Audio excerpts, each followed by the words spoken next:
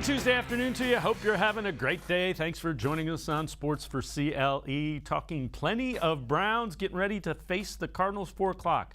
First Energy Stadium, late afternoon kickoff. Mac Robinson from 92.3 The Fan will join us in just a few minutes. We begin with some roster moves as the Browns, as expected, put Chris Hubbard on the injured reserve list. Also going on the injured reserve, Andy Janovich, and safety MJ Stewart. Johnny Stanton IV bumped up from the practice squad, as was Joe Jackson, defensive end, and also activated off of the practice squad COVID list was cornerback Tim Harris. Let's welcome in Browns beat reporter for cleveland.com, as well as the Plain Dealer, Mary Kay Cabot. Mary Kay, none of those really big surprises, but it's a banged-up football team right about now. Yeah, it really is. In fact, I was bracing myself for some bigger name guys maybe going on injured reserve for a little while. Once I heard that Jadeveon Clowney's knee flared up before the game and he had to sit out because of that, and then Denzel Ward leaves the game with a neck injury and you don't see him again after the first half, Jack Conklin leaves with a knee injury, I thought some of those bigger name guys might also end up on injured reserve. So they may have dodged a couple of bullets there, but still, as you mentioned, this is a very banged up football team right now.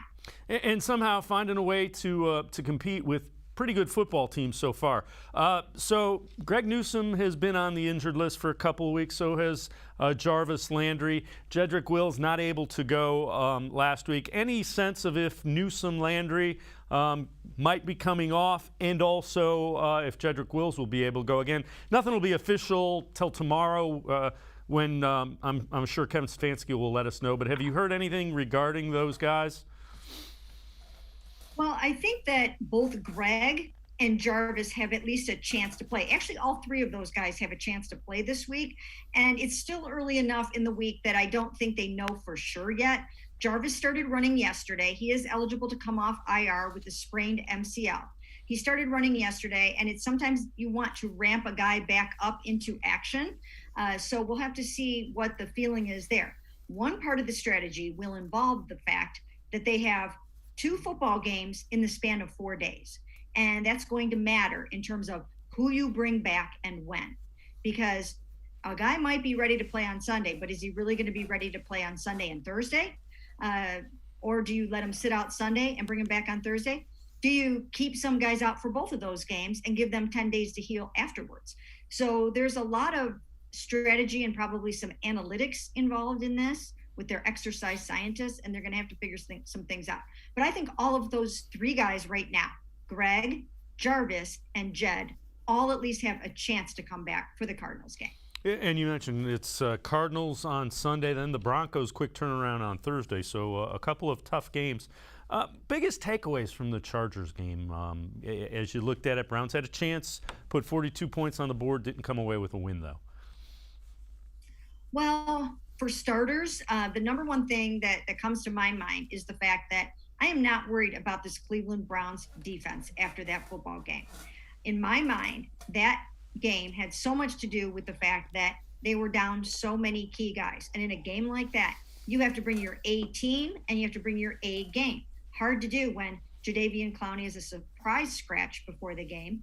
Greg Newsome doesn't play in the game. And then one by one, it's a revolving door of losing guys for periods of time in the game, one after another. Denzel Ward leaves with a neck injury in the first half.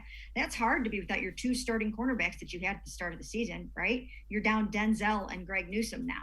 And Greedy suffered an injury in the game. Troy Hill suffered an injury. MJ Stewart. So the cornerbacks, there was a lot of attrition there. Then just, other guys too, had some issues. JOK suffered a throat contusion.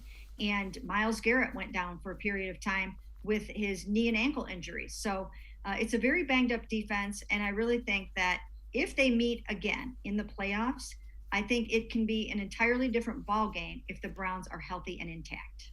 Yeah, and again, we've mentioned it. It's a team that has suffered some injuries and guys leaving, and both losses to 2 really good teams in the Chiefs. Although the Chiefs' record isn't what it most expected it would be, but the Chiefs and the Chargers, they were in it on the final possession, had a chance to win with the ball in their hands late in the game. So Kevin Stefanski was asked yesterday about stopping an elite quarterback late in the game for the Browns and what it's going to take to do that for the Browns to get that done? You got to find a way to get a stop. We let him out of the pocket too many times. We got to do a better job and contain. And that's certainly going to be something for this week as well coming up, because it's hard to cover, for that long when you let the quarterback out of the pocket. And then they made a few plays.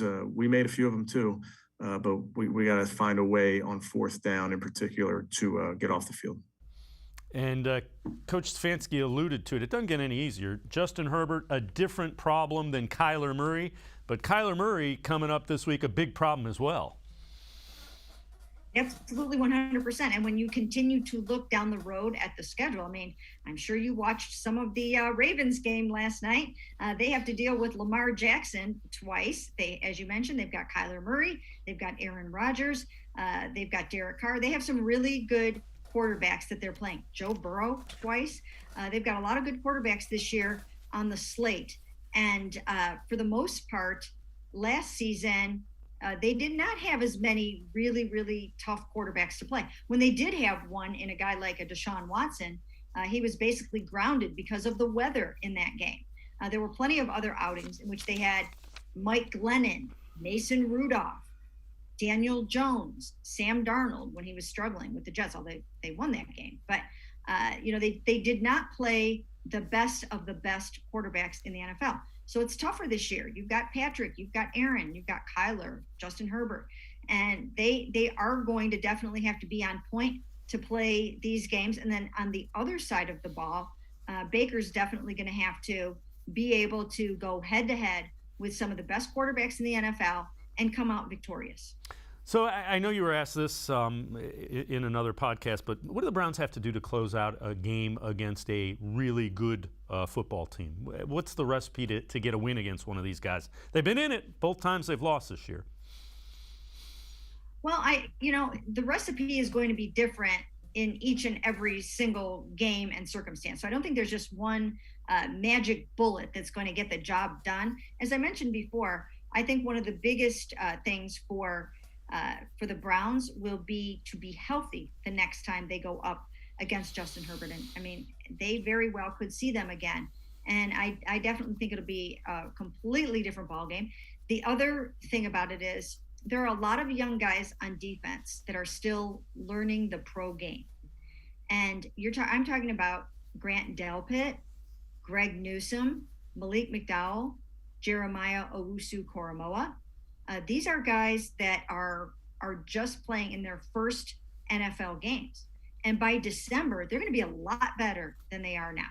So not only will you have some of the guys back from injury, barring any unforeseen circumstance, then you should also have a lot of young guys that are starting to play way better ball as they go down the stretch. Yeah, that's fair enough. I think fans tend to forget, those guys are in their first year because they have played reasonably well in spurts. So Pro Football Focus, Week 5 Team of the Week. One of the Browns on this one, and it's good to see this, right guard Wyatt Teller makes the Pro Football Focus Team of the Week. And the reason that is good is he hadn't been doing quite as well early in the season, but he played well against the Chargers, and that Browns running attack really got untracked. So it's good to see Wyatt Teller and the grade that he got from PFF. Yeah, it seemed like every time I looked out there, Wyatt was involved in some great blocking or pancake or something. I mean, he was doing a really, really nice job out there. And he showed his athleticism.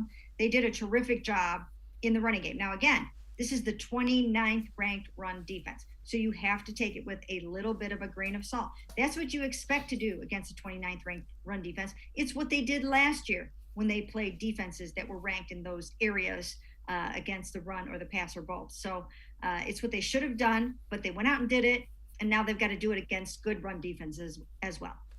Mary Kay Cabot, Browns beat reporter for the Plain Dealer and cleveland.com, and I are going to step aside, take a quick timeout.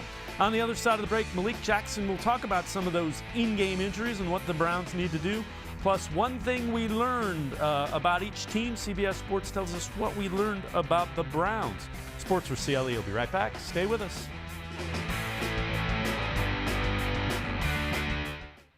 Welcome back. Back to new friends, new classroom, and learning new things. Back to wearing shoes, man, like real shoes. Back to rushing to class. Back to having questions. Lots of questions. Back to vending machine dinners. Back to too much caffeine, too late at night, but feeling like it was a night well spent. Back to pursuing your dreams and taking control of your future. Come back to go forward. Try C, where futures begin. When it comes to selling you a mattress, most retailers are handing you a long line of extra steps that drive up costs and create confusion. At the Original Mattress Factory, we simplify the mattress shopping experience by building mattresses and box springs in our own local factories and selling them direct to you. It's short, sweet, and simply makes sense. So experience more than just the mattress store. Experience an original, the Original Mattress Factory.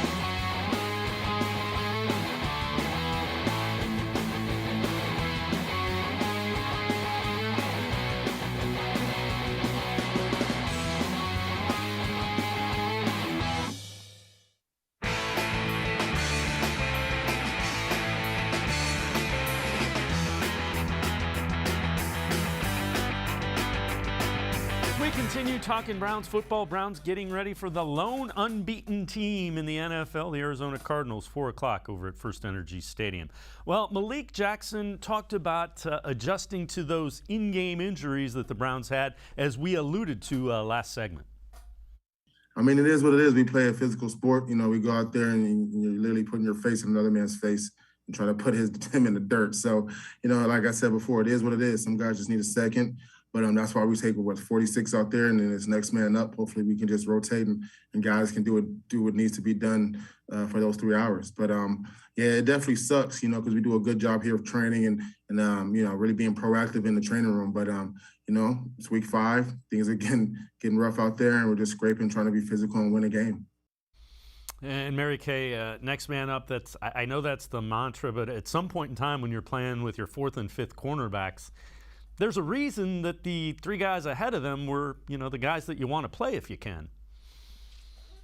Yes, absolutely, 100%. I really think that so much of what we saw on Sunday, 47 points given up, and the meltdown in the 4th quarter when they scored 26 points, the Chargers did, just had to do with attrition on that defense. But what I like about Malik Jackson is he's so great. He's like, whatever, next man up. You know, you step in there, you go play some football. He was also like that about complaining about the officiating. He's like, no, you know, we had our opportunities to do what we needed to do, and we just didn't get the job done. So that's the kind of talk that you get from a 10-year veteran. It's one of the reasons why you add guys like that onto your football team, for the leadership that they bring. And I think he's making a big impact in that way. Well, CBS Sports had one thing we learned about each team, and so it's a national perspective on this, and it was the Browns are really banged up. So it's pretty obvious to anybody who was watching, and it's really, when you think about it, it was your 3rd and 4th tackles, your 4th and 5th cornerbacks. Those are critical, and the line is banged up as well. It's other than the quarterback, those are probably the 3 biggest spots you look for in an NFL team. Yeah, well, I think that some of the decisions that Kevin Stefanski made, and he even admitted to this, involved the fact that he knew he was into his tackle depth or lack thereof, and therefore maybe wasn't as aggressive in play calling as he could have been in certain situations, including on that 3rd and 9 that we will be talking about for probably a long time to come. Yeah, so I think that losing all of those guys had such a tremendous impact on this game. But, you know, once again, having said all that, this is a Cleveland Browns team built to go the distance. And, you know, nobody's going to feel sorry for you that Jadeveon Clowney didn't play. Nobody's going to feel sorry for you that Jedrick Wills was not in the game. All that matters is the end result, and they still had opportunities to pull it out. Yeah, fair enough. All right, so we've talked about how banged up the Browns are. If there was one guy of those guys that have missed, that are questionable, if you will, that the Browns really need against the Cardinals, who, if you could magically put one of them back in and make sure he's there, who do you think it would be? You know, I think I probably would put Greg Newsome back in there. Although Jarvis Landry would probably be a little bit of a toss-up between those two. But I'm going to say Greg Newsome because there's so many injuries in the back end right now, and Kyler Murray is so good, and you know, he's got some really good receivers. AJ Green has, you know, basically come up off the mat. You've got DeAndre Hopkins, and there's a lot going on with this offense right now. So I would probably dust off Greg Newsome and put him in there. It would really help to have Jarvis Landry, but there are plenty of offensive weapons on this team. You can get by with throwing the ball to all those other guys, you know, for this week. I think I would take Greg over him for this one. Yeah, the Cardinals offense kind of spreads it around and is one of those basketball fast break type looking offenses as well. This was interesting. When we looked this one up, it surprised me a little bit. Browns are the best running team in the NFL. We know that. They average 5.4 yards a carry.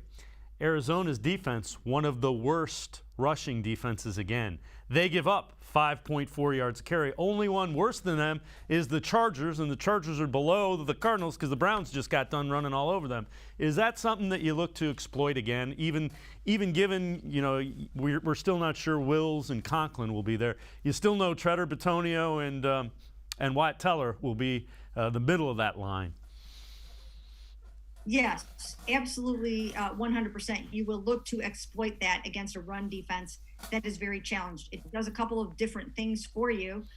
Not only does it move the chains for you, and you can hit home runs with those guys, of course, but it also keeps their high-powered offense off the field. I mean, the less you have to see of Kyler Murray, the better off this Browns defense is going to be on Sunday. So it would accomplish all of those things. And once again, I don't think they'll overthink it. I think they will. I think they will ride their two horses to hopefully for them a victory. So let's look at Pro Football Focus grading highest graded Browns throughout the first 5 games, and there's not a whole lot of surprises. I mean, Myles Garrett is the top ranked one, Joel Bitonio second. Greedy Williams, that one might be a little bit of a surprise. The rookie Jeremiah Owusu-Koramoah and Kareem Hunt.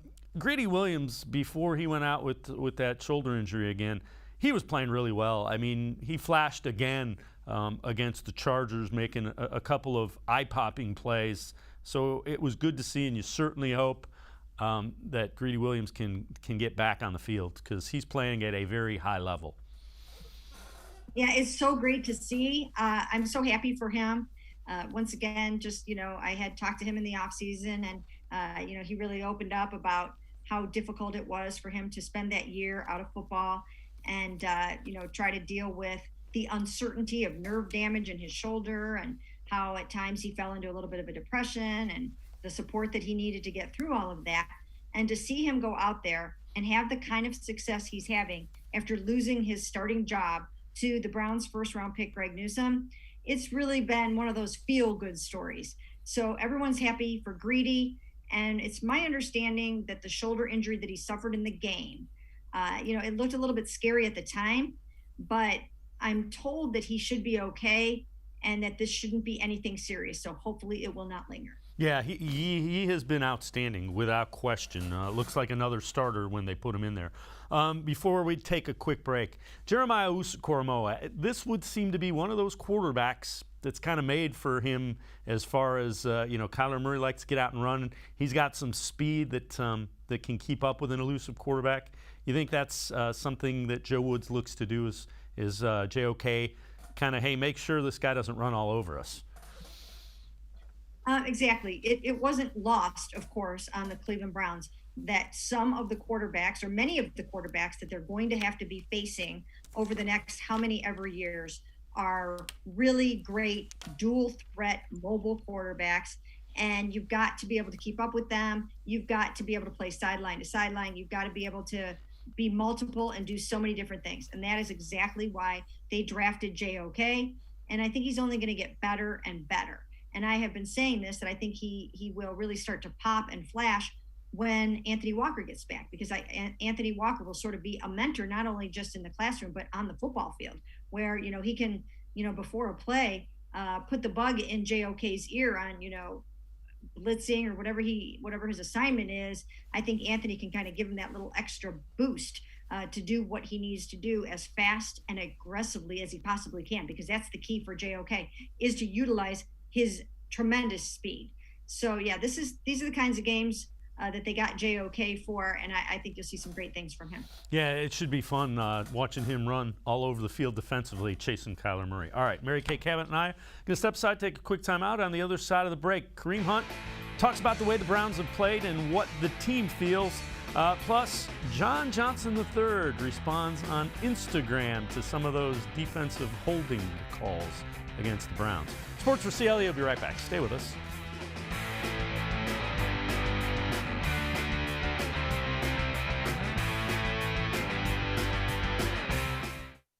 Welcome back. Back to new friends, new classroom, and learning new things. Back to wearing shoes, man, like real shoes. Back to rushing to class. Back to having questions. Lots of questions. Back to vending machine dinners. Back to too much caffeine. Too late at night. But feeling like it was a night well spent. Back to pursuing your dreams and taking control of your future. Come back to go forward. Try C, where futures begin. When it comes to selling you a mattress, most retailers are handing you a long line of extra steps that drive up costs and create confusion. At the Original Mattress Factory, we simplify the mattress shopping experience by building mattresses and box springs in our own local factories and selling them direct to you. It's short, sweet, and simply makes sense. So experience more than just a mattress store. Experience an original, the Original Mattress Factory. The Ohio Lottery Partners in Education program recognizes role model students and teachers from across Ohio. Nominations can now be done completely online. To nominate a deserving teacher or student, go to OhioLottery.com. In the About section, find Partners in Education. There you will find links to the nomination forms. Students kindergarten through 12th grade can be academic all-stars. Teachers can be honored as a Teacher of the Month. The Ohio Lottery Partners in Education, where stars shine.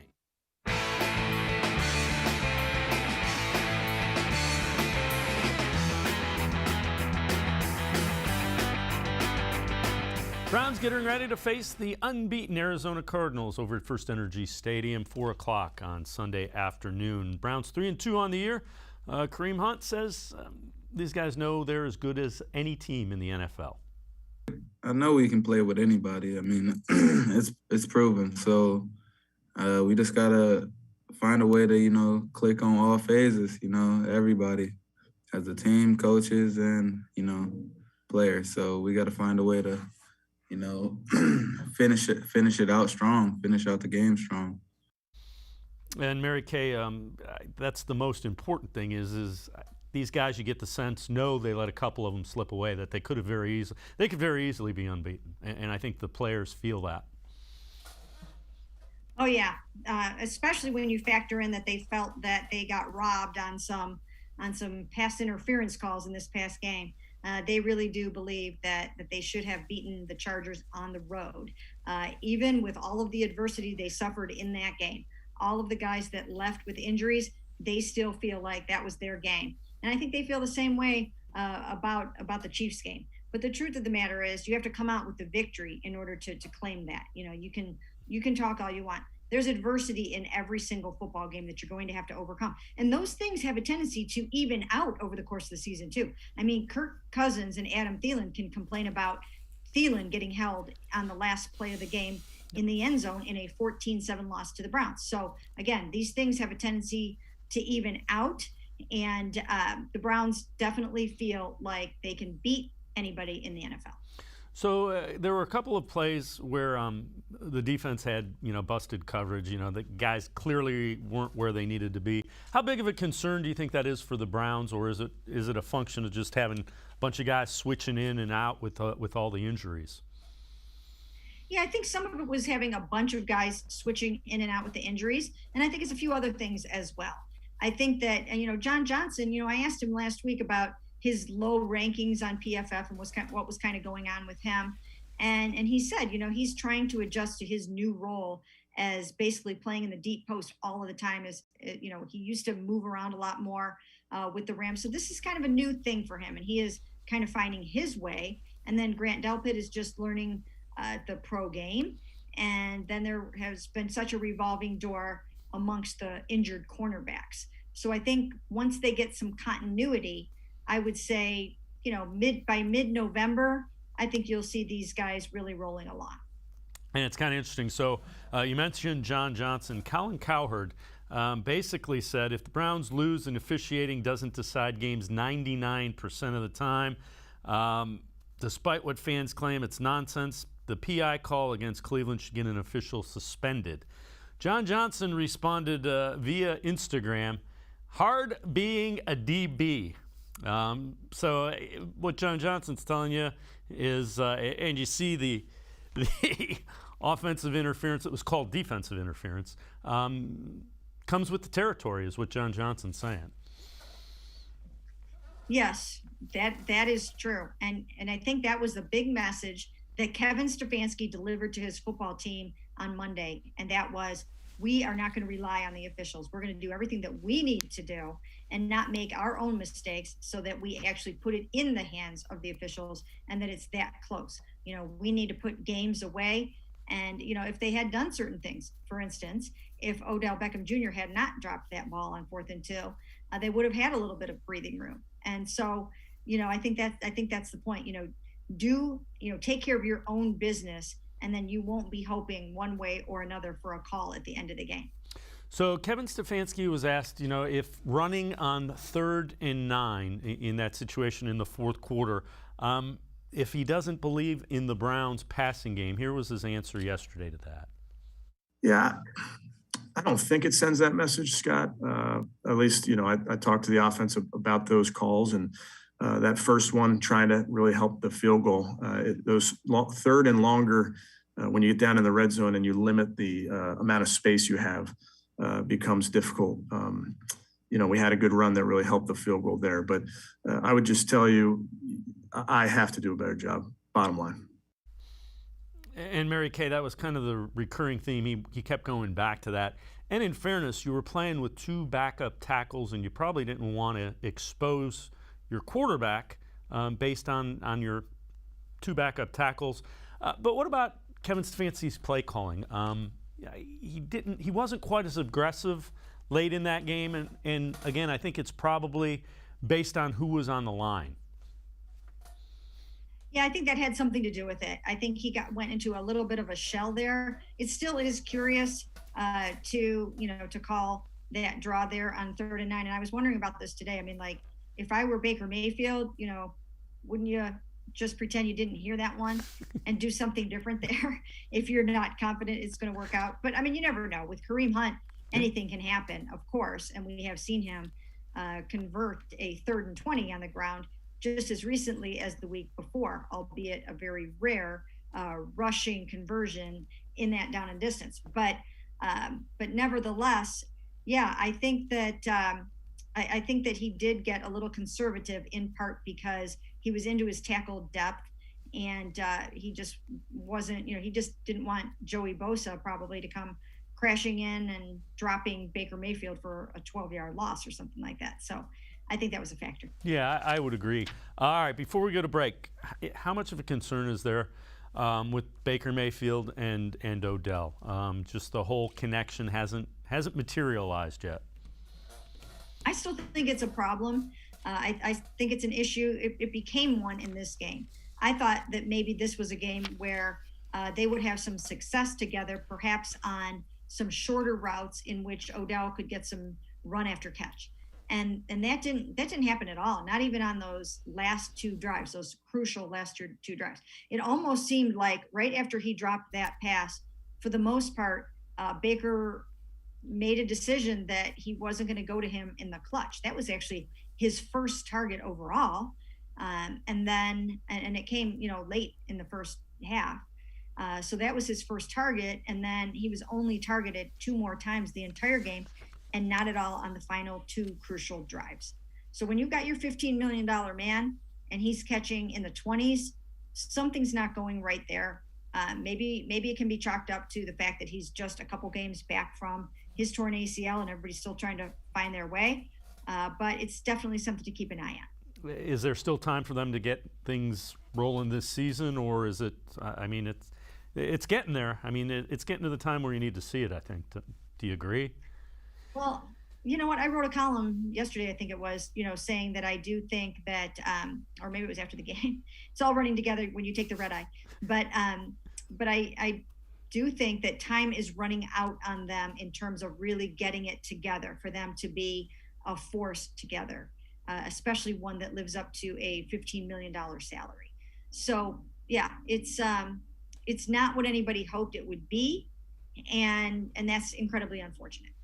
Mary Kay Cabot and I are going to step aside, take a quick time out. On the other side of the break, we'll check in on the voicemail of Truth and Reason, and we'll turn our attention and preview more of the Cardinals matchup with the Browns. Sports for CLE will be right back. Stay with us.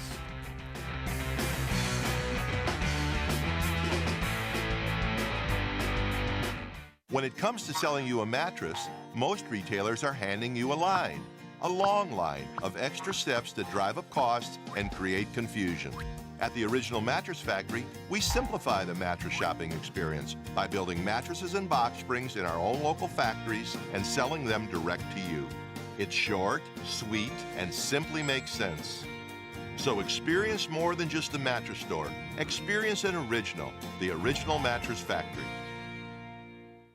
The Ohio Lottery Partners in Education program recognizes role model students and teachers from across Ohio. Nominations can now be done completely online. To nominate a deserving teacher or student, go to OhioLottery.com. In the About section, find Partners in Education. There you will find links to the nomination forms. Students, kindergarten through 12th grade, can be academic all-stars. Teachers can be honored as a Teacher of the Month. The Ohio Lottery Partners in Education, where stars shine.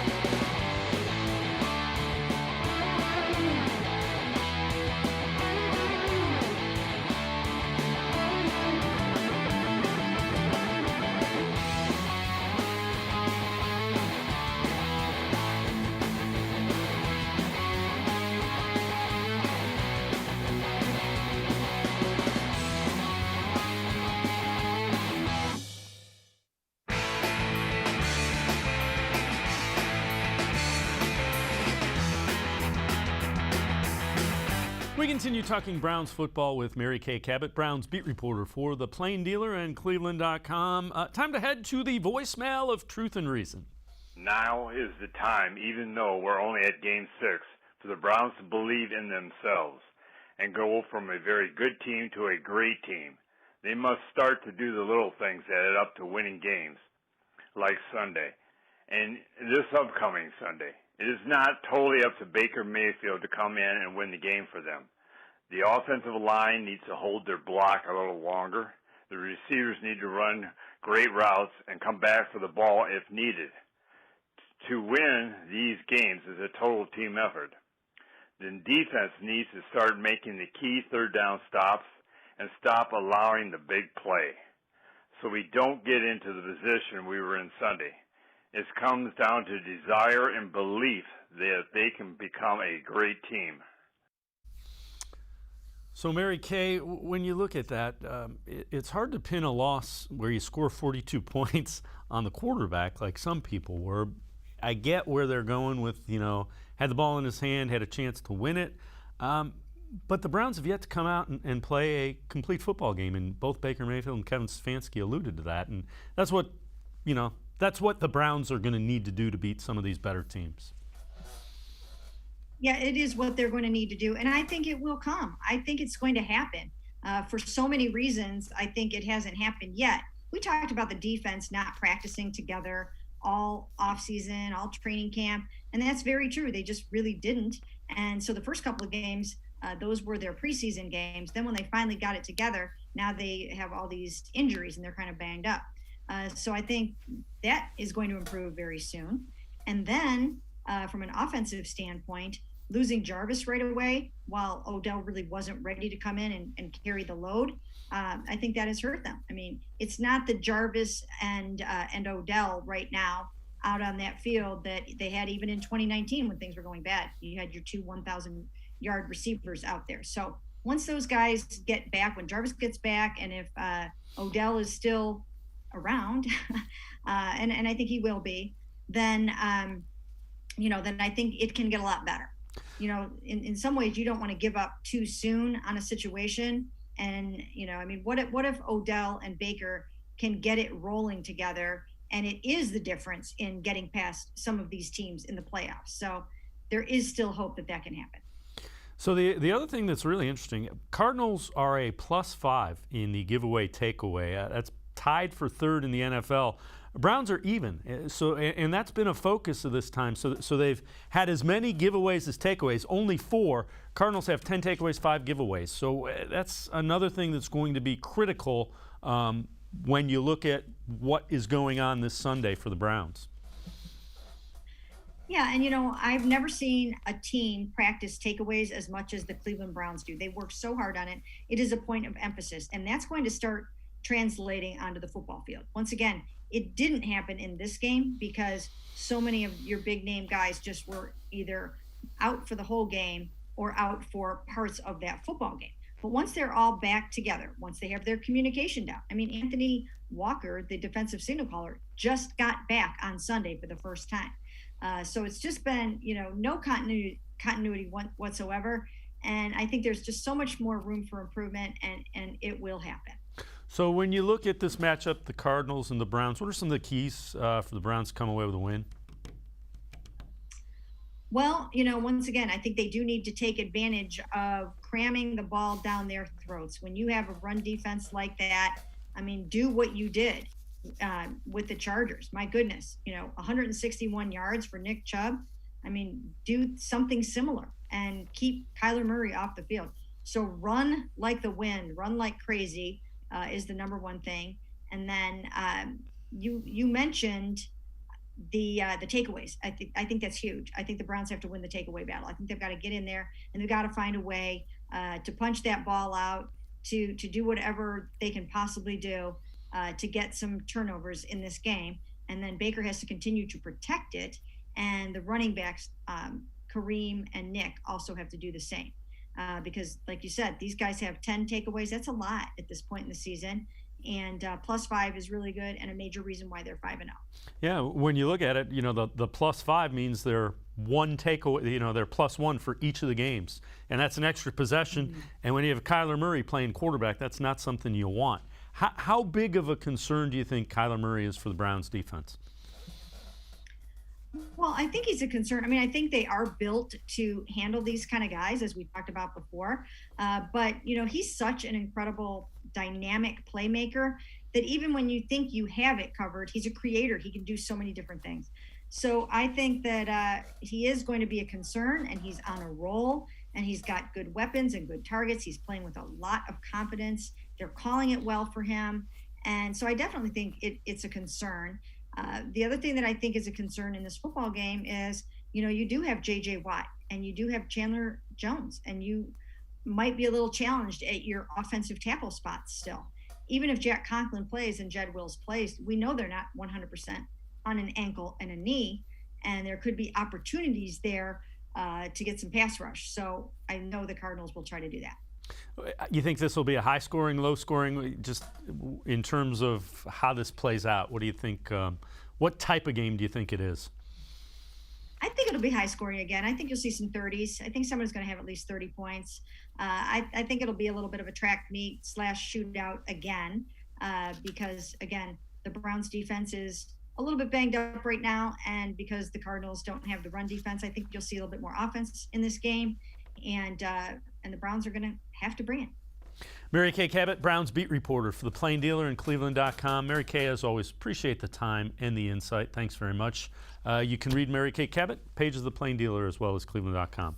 We're going to step aside, take a quick time out. On the other side of the break, we will be joined by Mac Robinson from 92.3 The Fan. Rich Eisen up defending Baker Mayfield. Sports for CLE will be right back. Stay with us.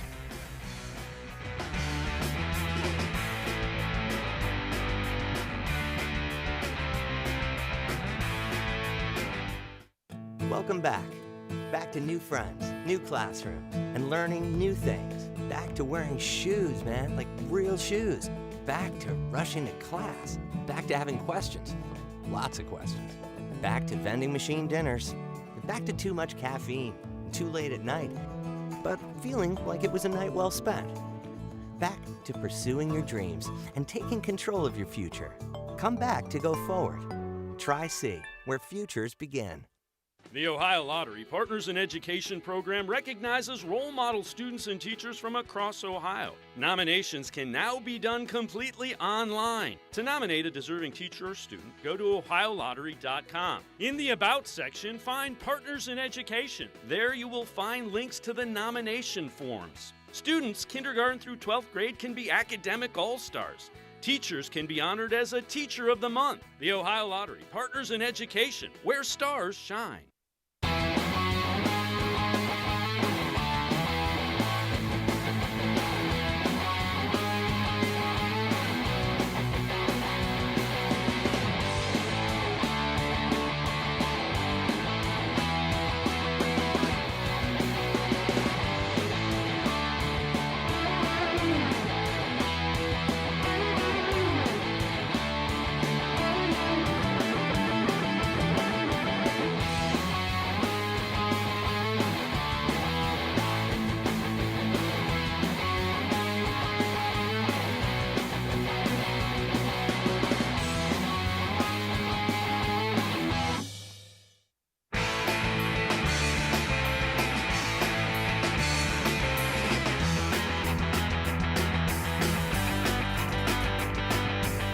Browns getting ready to host the lone unbeaten team in the NFL, the 5-0 Arizona Cardinals, 4 o'clock over at First Energy Stadium. This courtesy Peacock, the streaming service, Rich Eisen show. Rich Eisen talking about Baker Mayfield, Browns quarterback. Let me just ask you something. If you're without your top two wideouts in the NFL, you're toast, right? In the NFL. And then the quarterback who throws for 300 yards when the other guy almost throws for 400 yards and keeps you in the game, and you're going back and forth one after the other. We're talking about how great that quarterback is, right? Mm-hmm. Hey, he threw for 300 yards. Top two receivers are out. How come Baker just gets crap? What is it? I don't get it. I don't know. I don't get it. And so I'll ask you. You're there in Cleveland, Justin. Like, would you want Charlie Fry back? You know what I mean? Like, honestly, do you want the old days back? Because this is a hell of a lot better than anything remotely close to what you had prior to Baker Mayfield. I mean, like, what do you want? You know, I mean, you just make a defensive stop every now and then, and you know. This is one of those games where if the defense actually was able to hold Justin Herbert down and not let Mike Williams behind them and all of that business, then you win this game. Let's welcome in Mac Robinson from 92.3 The Fan and Rich Eisen, NFL Network, Peacock streaming service. It's a valid point. Yeah, he makes an excellent point, Dave. And, you know, the thing with Baker Mayfield is that I feel like it gets taken to the extreme because – again, there's certain things that you can nitpick with him, and, you know, you can have some criticism, and obviously it's fair, but at the same time, I feel like with Baker Mayfield, we take it to the complete extreme because all of a sudden now it goes from something that maybe nitpicking a few decisions here and there that, yes, could it have turned the ball game? Sure. But at the same time, he's not the entire end-all, be-all reason why they ended up losing the game. And like, no, there's a multitude of factors that you had. And like he said, too, I understand that you have injuries, but you can get one or two stops on defense all of a sudden instead of letting Austin Eckler all of a sudden run his way into the end zone constantly left and right. You know, I do feel like Baker's getting a lot of this blame thrown his way. And honestly, I don't think it's justified. I think that, honestly, the way that the Browns have been playing lately, again, I think that Baker, he's a lightning rod for a lot of this criticism. And to be honest, I really don't think that all of that is warranted. I don't think that it's all of a sudden we need to replace him as a quarterback. I think he's good enough to win a Super Bowl with, but at the same time, again, are there certain ways that he can improve? Sure, but it's more nitpicking than justifyingly getting rid of him as your quarterback or thinking that, okay, you can't win with him at this point. The one thing I'll say, he hasn't turned the ball over. And with this team, with the defense, with the run game, as long as he takes care of the football, you can win big games with him. Now, having said that, he needs to make a couple of throws and seize moments late in games against good teams. I think he will do that. He hasn't done that yet. But to say he can't do that, I just don't agree with that. Yeah, no, and that's the biggest part too, is that, you're absolutely correct. Could Baker step up in those late moments? Yes. Again, like I said, I think it's more nitpicking at this point for what he wants to, or for what he's able to do going forward. But at the same time, I look at what he's able to do, and like you said, he isn't turning the ball over. This is a guy who 2 years ago, because of Freddie Kitchens, threw more than 20 interceptions in a season. So, to go from that to 8 interceptions last year, this year, again, coming off of last week, didn't throw an interception, had a couple of turnovers earlier on in the season, but relatively has played turnover-free football. Again, I think that a lot of the criticism that are getting thrown his way, I just don't think that it's really warranted. And I think that Baker still has room to grow. I don't think that we have seen the ceiling of Baker Mayfield. I think that we're seeing the floor, which is somebody who can take care of the ball. He can go ahead, throw for 300 yards when he needs to. But at the same time, again, I think that we're still waiting to see the ceiling of Baker Mayfield here going forward. So let's take a look at this. Stephen A. Smith tweeted out, "Here's the real. You ain't winning a title with Baker Mayfield as your quarterback." That's Stephen A. Smith, and there's Baker Mayfield responding to it via Instagram, that Stephen A. Smith first take. So he's made Baker's list. Let's hope that motivates Baker Mayfield. I love the tweet, by the way. Oh, yeah, no, and that's the thing. Like, I love Baker kind of responding to this a little bit. I know some people are saying, don't feed into it, but let's be honest, that's what makes Baker Baker. Again, we've seen him kind of quiet down, tune out the noise, but again, at the same time, this is what makes Baker Baker. So I'm perfectly okay with it. I like the response. Again, I disagree with Stephen A's take. Like I said, I think that you can win a Super Bowl with him. I just don't think that he necessarily has a ceiling of the Patrick Mahomes. And I know that that's what somebody like a Colin Cowherd might say, that you're going to compare him to the top of the top. But, again, Patrick Mahomes isn't out there. There's not 32 different Patrick Mahomes playing right now. And, again, you're only going to get one of one when it comes to him. But Baker Mayfield, I think that he's good enough to win a Super Bowl. Is he going to be somebody who will completely carry your team to a Super Bowl? I'm not sure about that. But at the same time, I think that he's good enough to win you one with the players that you have. You just have to have an elevated roster. And, for Baker to go ahead, respond like he did, I think that it's fair. And to be honest, I like it. Yeah. And, as Rich Eisen pointed out, he still hasn't had his 1 and 2 receivers. And you could make the case, Landry was good, early, but Odell's probably not 100% still. Having said that, he hasn't connected with Odell the way I think he needs to. Yeah, and I would say this. That's a fair criticism. That's a fair take to have because, again, Odell, he hasn't looked like the guy that he was when he was with New York. And I don't know if it's a disconnect between him and Baker. I don't know if it's necessarily, just finding that timing. But at the same time, you're seeing him being able to have the defense have to respect Odell at this point because, again, it's still Odell Beckham. Even when it's not necessarily that top-notch player that he was when he was with New York, you still have to respect the big playability that he has. And so, therefore, you've seen more single coverage for David Njoku, for Donovan Peoples-Jones, who had a big game on Sunday, and for Rashard Higgins, too, as well on the outside. So, again, having Odell on the field, even though it might not necessarily show up in the stat sheet, it's still showing up in the way that his teammates are able to get open and find open spots, and Baker Mayfield is able to find them. But that next step for that offense is for Baker to go ahead, start finding him open and being able to find him in those spots to make those big plays that we're used to from his New York days. Mac Robinson from 92.3 The Fan and I are going to step aside, take a quick time out. We will continue talking Browns football, getting ready for the unbeaten Arizona Cardinals, First Energy Stadium, 4 o'clock Sunday. Sports4CLE will be right back. Stay with us.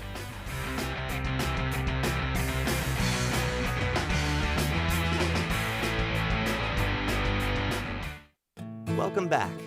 Back to new friends, new classroom, and learning new things. Back to wearing shoes, man, like real shoes. Back to rushing to class. Back to having questions. Lots of questions. Back to vending machine dinners. Back to too much caffeine and too late at night. But feeling like it was a night well spent. Back to pursuing your dreams and taking control of your future. Come back to go forward. Try C, where futures begin. When it comes to selling you a mattress, most retailers are handing you a line. A long line of extra steps that drive up costs and create confusion. At the Original Mattress Factory, we simplify the mattress shopping experience by building mattresses and box springs in our own local factories and selling them direct to you. It's short, sweet, and simply makes sense. So experience more than just a mattress store. Experience an original, the Original Mattress Factory.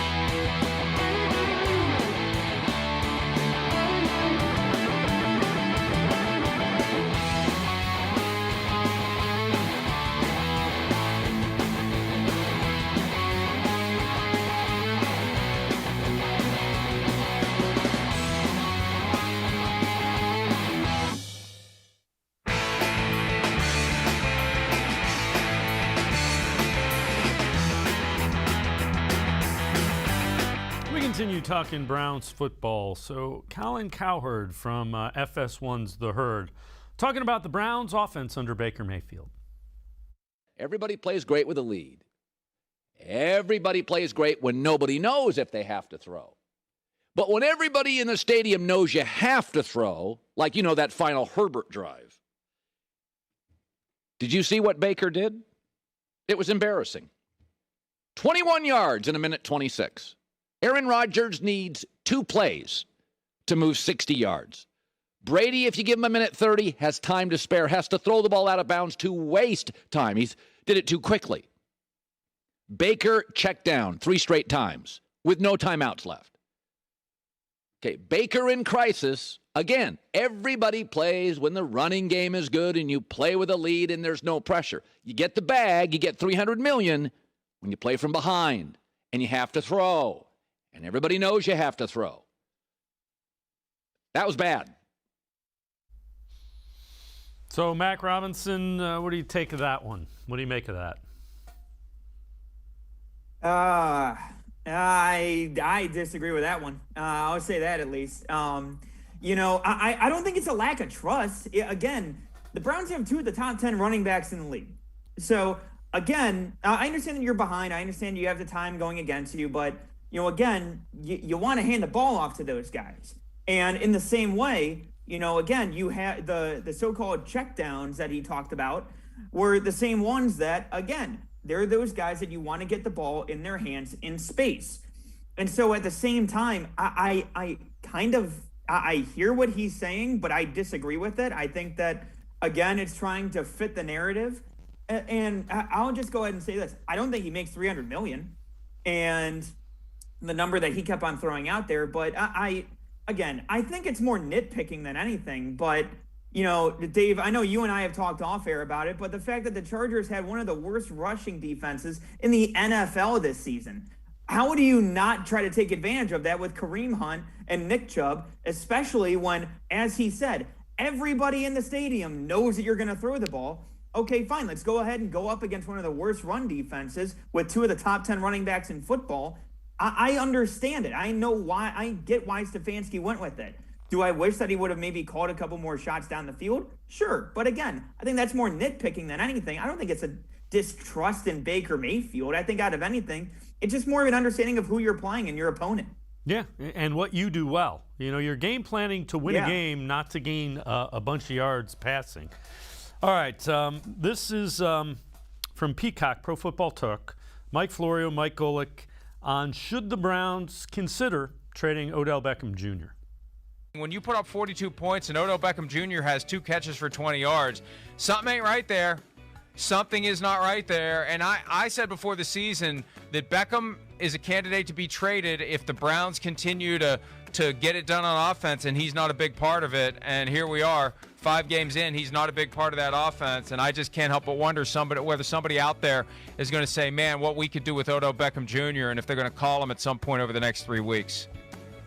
Yeah, they listen, they have a lot of weapons, and Odell has been injured, so hasn't been part of the process. First game back had some catches, but yeah, he has not been a big part of that offense. It was good to see Njoku finally, because he's such an athletic tight end, a guy you can use, in great matchup situations if he can start to flourish. But I'm with you. I mean, it just hasn't been with Beckham at all. And this is, again, an offense that leans incredibly on the running game.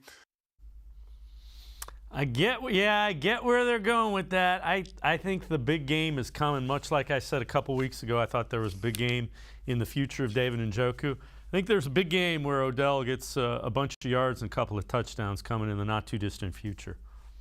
Dave, you smell that? They're stirring the pot. They're stirring the pot. It smells good. It smells like it makes sense.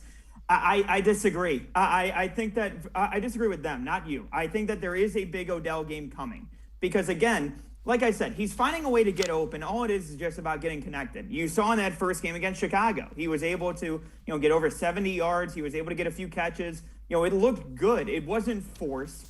It was just getting him open and being able to find him. And that was the biggest difference. Like, again, and, I know that Florio puts this out there every few weeks. Again, like I said, just stirring the pot away, just stirring the pot at that point. But, I look at Odell. Is there a disconnect currently? Yeah, I think so. But at the same time, in a 47-42 loss, the biggest issue that I have is the fact that on the defensive side, you weren't getting as many stops. And again, when it's a high-scoring game, I'm just glad the Browns were able to hang in there and stick around with it. But at the same time, too, again, I think that, there's a play or two that you can have from Odell in there. And like he mentioned, too, David Njoku having a big game, I think that's going to happen regardless, more times than not going forward. Because, again, I think that he's destined for a big breakout year. But at the same time, again, I think that Odell game is coming, and it's going to be coming soon. Yeah. All right. So let's look at the upcoming matchup, Cardinals. What do you see as some keys? How do you think this one plays out? Well, the one thing that surprised me about the Arizona Cardinals is that, again, for a team that brought in A.J. Green, drafted Rondale Moore, they have Christian Kirk, DeAndre Hopkins, you'd think that they'd just be running 0 running back, 5 wide. Let's just go ahead, throw it all deep. In the same time, though, the last couple weeks, it's been Chase Edmonds and James Conner that have really been carrying the ball. So the Browns have to be on top of that early. But at the same time, you really need Greedy Williams to be healthy. You really need Denzel Ward to be healthy. It was good to see A.J. Green playing well in extended time last week as well. He's another option. But with M.J. Stewart going down, you got to have your defensive backs ready to play and play deep. And at the same time, too, John Johnson, I love the signing. And I think that he will be good for this team. But at the same time, we haven't necessarily seen that same safety that we saw with L.A. I think that he's going to need to go ahead and have one of his biggest games. And I think that you're going to see a big Grant Delpit game coming this Sunday. Because, again, he's been slowly but surely progressing more and more, doing more every single week. I think that this might be a game where you go ahead and see him get an interception off of Kyler Murray. And the big thing, too, especially, is keeping Kyler contained. Because especially, if you're able to stop that running game and force Kyler Murray to be in the pocket, I think you can cause some problems. But at the same time, you have to be on your A game. The Cardinals are 5-0 for a reason, and you have to stay on top of it going into this week. You think the offense tries to run over them? We mentioned earlier in the show they're one of the worst run defenses. About the same as the Chargers were, to make a comparison Browns fans will relate to. Yeah, and I think that's the reason why the Browns scoring early could be a big key for this, because especially if you're able to take advantage of that. I know, Cowherd mentioned it before about, you have to pass it late because you're down. The Browns were able to get out to an early lead and able to run the ball more consistently with Nick Chubb, with Kareem Hunt, keep them off balance. This Arizona Cardinals team, their defense is a lot better than I expected coming into this year. I thought that they would be a little bit worse than where they're at. Obviously, they added some veterans, J.J. Watt being one of them, but adding in some young guys like Zaven Collins as well. I think that this team, they're not great against the run. So if the Browns are able to score early, that's going to be huge for them. But at the same time, I think that they're going to need to take advantage of that early. Mac Robinson from 92.3 The Fan. As always, Mac, appreciate the time and the insight. Thanks very much. Thank you, Dave. Always love hopping on with you guys. All right, Mac Robinson from 92.3 The Fan. That'll do it for this edition of Sports for CLE. Scheduled guests tomorrow, Hayden Grove and Kevin Arnold. We'll see you tomorrow, right back here, Sports for CLE. Have a great night, everyone.